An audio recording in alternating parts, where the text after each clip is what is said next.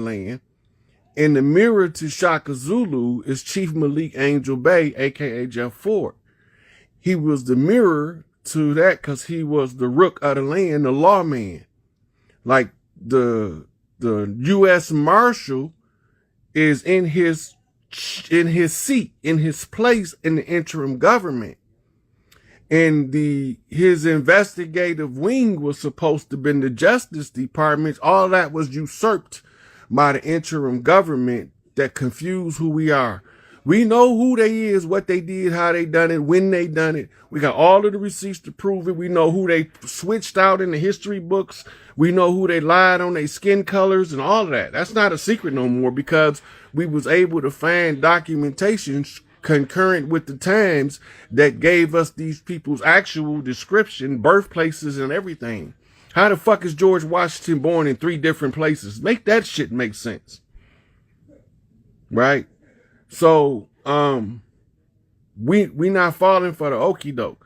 So from here forward, wherever y'all see somebody that's trying to tell the people that they African Americans or that they looking for reparations, you're not looking for reparations. You just looking to restore the land back to the clans.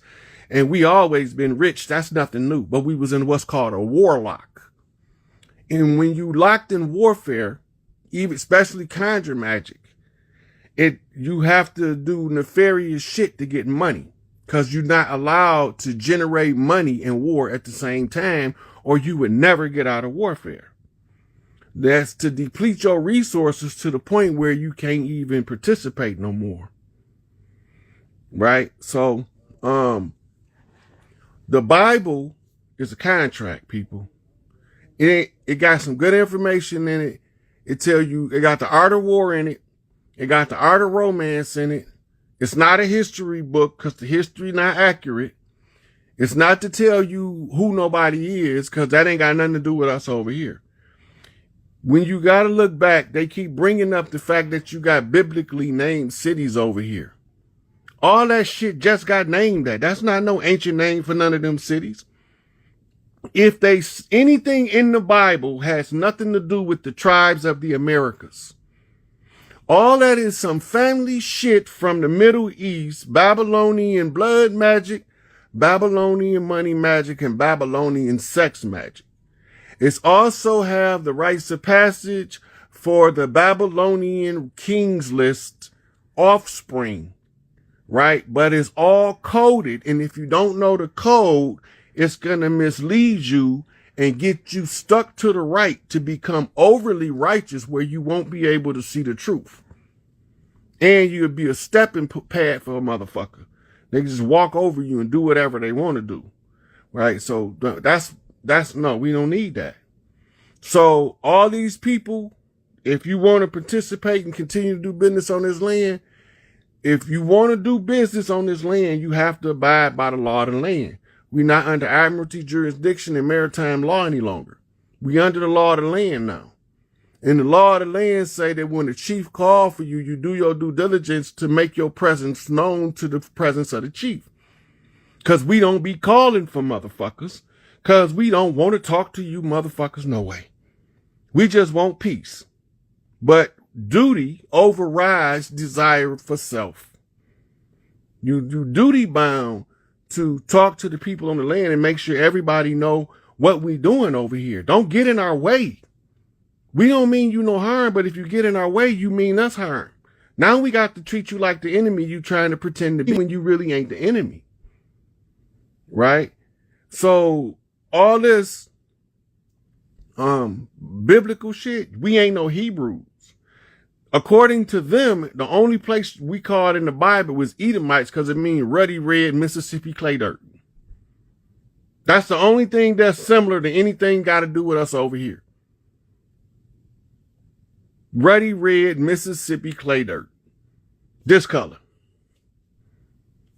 That's what it is. I don't know what these motherfuckers talking.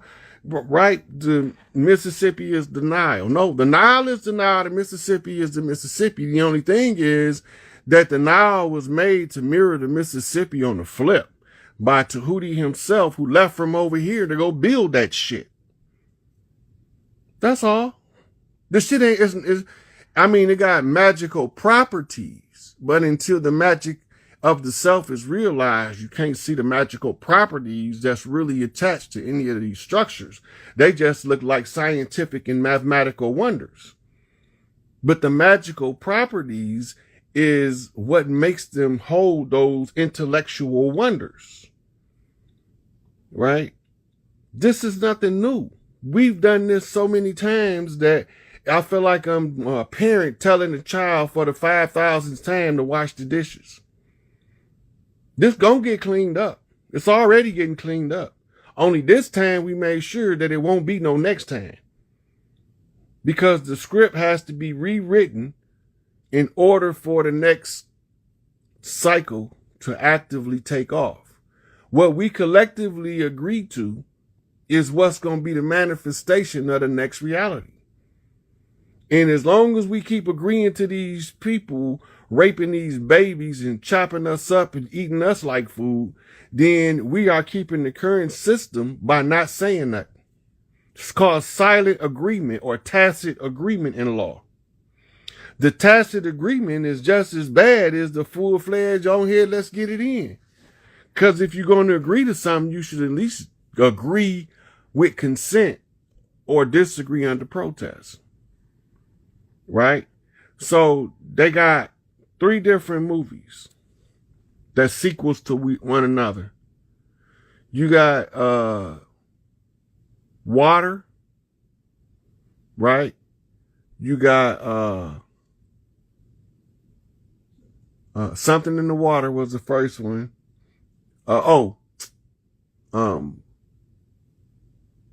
Dead Out of Nowhere or some shit like that, or Suddenly Dead or something. And then you had this new one, the pedophile movie. Now, I'm just going to bring something to your attention. The tobacco companies was being sued for using what they call mind control tactics in their advertising. So, as part of the settlement, they had to, now this is the tobacco company that makes and manufactures and sprays the toxic chemicals on the tobacco that's lose the lawsuit. When they lose the lawsuit, they was forced to do what's called a tobacco truth campaign that actually warns people about the dangers of smoking and nicotine addiction, right? They found that the more they protested, the better advertisement they got for their dollars, right? Now, Trump mentioned that movie the other day, and I'm sitting here thinking, the Hollywood go on strike right before the movie dropped. The whole Hollywood shut down, right? But then a Hollywood pedophile movie dropped like 2 weeks later. Then Hollywood respond by banning the movie through any of its traditional Hollywood channels. And then the movie end up still coming out on the streaming network. It looked like somebody fighting a war for our attention, using the children as bait. This is what it looked like to me, right? They using the children they allowing it to happen so they can make us react in a special kind of way. That's just what I see. I don't got to be right, but that's what I see. So I'm looking at this and I'm smelling something that ain't smelling right. Then Jamie Foxx have a stroke on the movie set.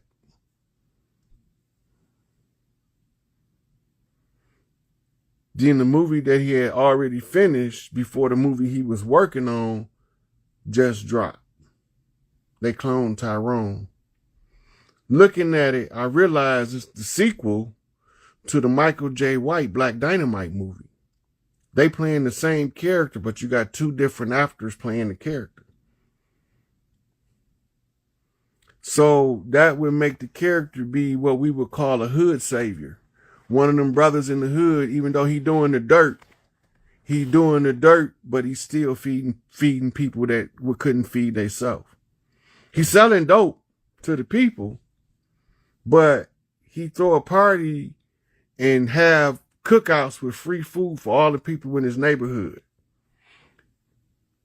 Now, can we really look at him as a criminal, or is he just using the resources available to do what he wanted to do anyway, is feed the people? Right? Because we barred from getting jobs because we look like thugs. Right? Some of us got tattoos.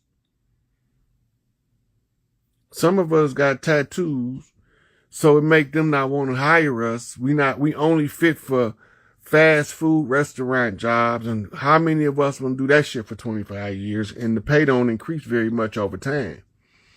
And then you got some of us get lucky. We get into a good factory position where we're making a decent living. And now we can function in life to some degree because we're making some kind of money. But what about the rest of us that can't get into the workforce? We end up falling into the system, get out the system, and now we really ain't gonna get it. What we supposed to do? Right? We're supposed to go in there with a pistol and say, sticking you up for a job? That's counterproductive. Right? So the way that the system is structured, you can see the fallacy in its structure. That means that it was put together to fall apart. That means that whoever put it together, died suddenly, sound of freedom, God's bullet. Yep. So they putting all that stuff out there to elicit a reaction from us. The only reaction we got right now is if you call yourself speaking up for us and you calling us black, foundational black Americans or African Americans, if you haven't been down there to see Chief Warhorse, you need to make the arrangements. You need to go down there and see the receipts because you in the way. You in the way, and we don't want these people that's waking up to roll over you the hard way because they all ready for the recovery. They ready for the other side of the BS. They want to see the heaven on earth return. And you have people that still actively misleading our people, right? We not buying it. And some of us born with the instructions to move the obstacle at their own demise without nobody giving them the order. So by giving them an opportunity to learn where the facts at, who got the proof, and go look at it themselves, that's how we know who with us and who against us. They'll weed themselves out. You don't gotta do nothing but hold them accountable to do their due diligence to go and look at Chief Warhorse receipts. War correspondence for the people, delivering the message to support the recovery program by requesting that Roland Martin visit Chief Warhorse, look at the receipts about who we are before he go to calling us African American, and then give a report to the people what he discovered. And the tribes are all on the same page. Collectively, it's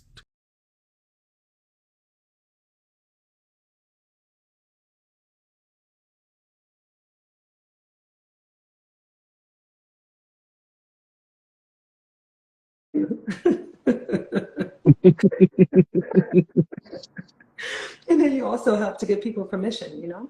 I'm still, something's going on with this thing where I can't see comments again. I think you can unpin me. Can you please unpin me?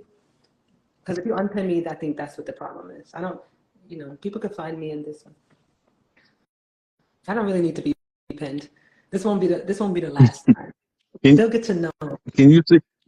They know who you are now. They know where to find you. Look at you in that smile. Everybody ever tell me about the smile? You're giving me beautiful soul. You're giving me the love of the feminine. You're giving me open and pure heart. You're giving me peace with the Most High, peace for all, peace to the universe. You're giving me, I'm here to serve. I'm here to uplift my people. You're giving me deep study and deep reverence for Big Mama. You're giving me let's elevate, let's grow, let's expand. You're giving me curiosity and adventure. You're giving me grown and sexy.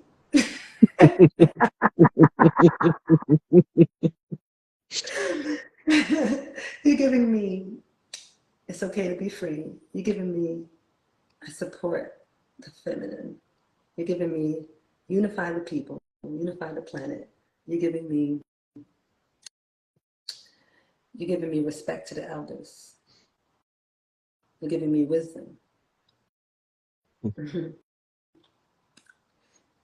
That's what it's giving. Look, my big mama named Margaret Waterford. When I was little, she the one who baptized me. And I used to get mad. I used to threaten to tell my big mama or my mama because I thought that was the only person that could tell my mama to leave me alone when she was getting on my nerves. Mm. Look, I got a story about my big mama. Hold on. I'm gonna come in and come right back out so I can fix this thing. I need to see comments. Okay. They make me happy. I like connecting with the people. You know what I'm saying? I don't want to just have a conversation, just you and I want all of it. I want to feel their energy too. It's so important to me, you know, to have that connection to humanity. Like everything matters to me, you know? Like I feel like we're in a container right now. We're in a ceremony. So I need to see my people in the ceremony. I want to feel what they're saying. So I'll be right back. I'm coming back and just gonna bring you back in. Okay.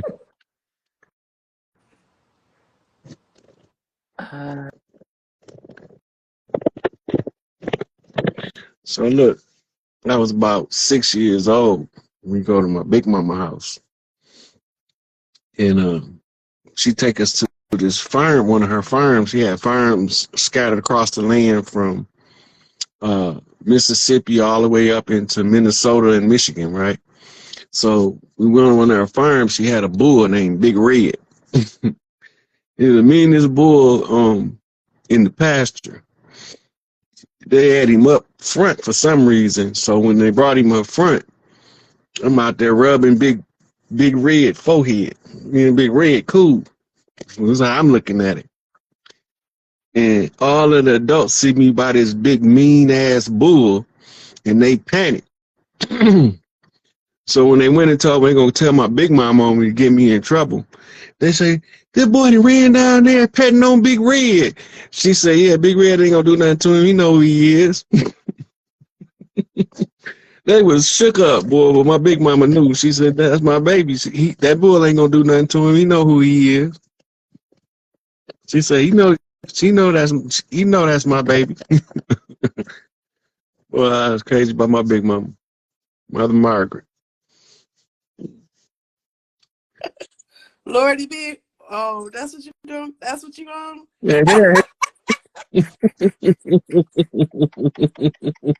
Lord have mercy. This ain't never happened to me before. This is my first internet live. I'm on the internet. Oh my Lord, I can't believe it did me like this now. You actually, hey, look, you big and bad enough to ask, you big and bad enough to come on here.